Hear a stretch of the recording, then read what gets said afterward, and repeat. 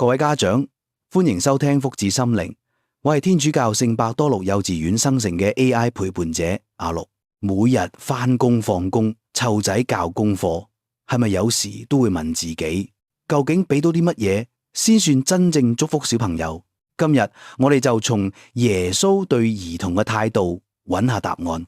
相信好多家長都記得聖經入邊有段好動人嘅記載，馬爾谷福音10章13到16節度，有人帶住細路仔去見耶穌，門徒見到就想阻住，點知耶穌反而好認真話，讓小仔仔到我跟前嚟，唔好阻止佢哋，仲親自抱實佢哋，按手為佢哋祈禱祝福。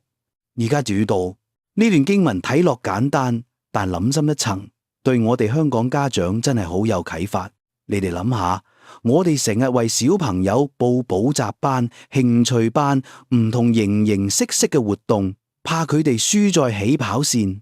呢份心當然冇錯，但係有時忙到連佢哋想同你講句媽咪，我今日畫咗幅畫都冇時間聽。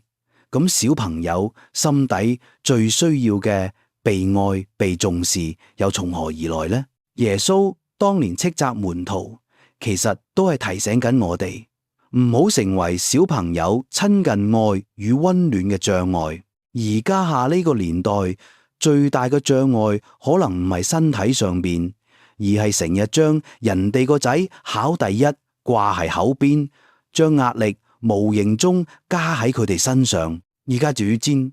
記得有位媽咪分享，疫情期間屋企睇住細路，先發現佢最開心唔係去主題公園度玩，而係晚飯時一家人傾下學校趣事。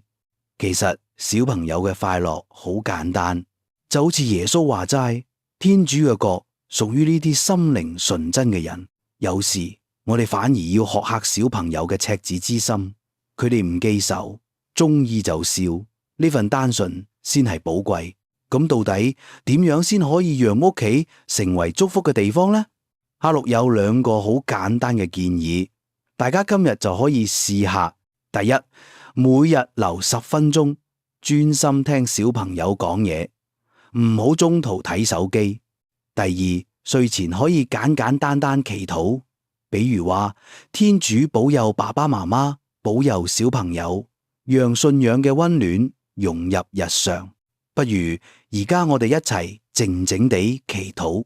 仁慈嘅天主，求你賜俾我哋智慧，學識以愛陪伴小朋友，讓佢哋在你嘅祝福中健康快樂成長。阿們。最後同大家分享一句金句：真正嘅祝福係心靈嘅平安，而非外在嘅成就。今集時間差唔多，感謝你嘅收聽。如果想有下一集，就記得訂閱天主教聖伯多祿幼稚園，俾個 like 同分享出去。福至心靈，與你喺愛中同行，再會。